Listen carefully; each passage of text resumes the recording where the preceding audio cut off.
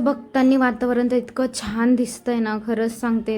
आणि तसं जायचं आम्हाला कंपनीच्या बसनेच होतं, पण जसं शाळेमध्ये कसं शाळेचे बस वगैरे सर्वात आधी असायचं तसं यांचं पण होतं.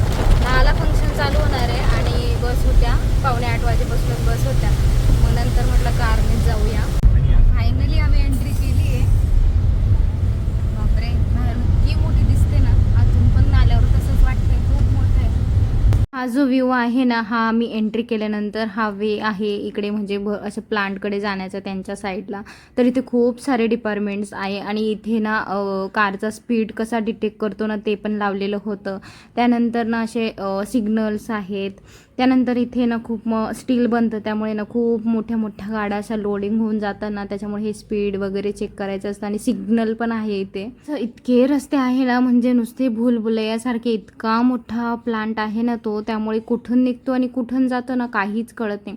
तर आम्ही थोडं उशिराच पोचलो होतो. फ्लॅग होस्टिंग वगैरे झालं होतं, त्यानंतर कल्चरल प्रोग्राम आणि भाषण वगैरे चालू होतं, तेवढंच ऐकलं आम्ही. आणि त्यानंतर इथे छान मंदिर पण होतं आणि नंतर गेलो जेवायला.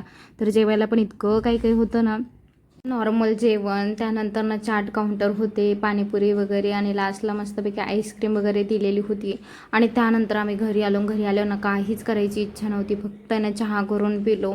आणि त्यानंतर संध्याकाळी असंच बाहेर अलिबागमध्ये चक्कर मारायला गेलो. तर कसा वाटला व्हिडिओ नक्की सांगा. आता इतका पण काही परफेक्ट बनला गेलेला नाही आहे माझ्याकडून, अजून मी शिकतच आहे. बाकी भेटूया नेक्स्ट व्हिडिओमध्ये. बाय.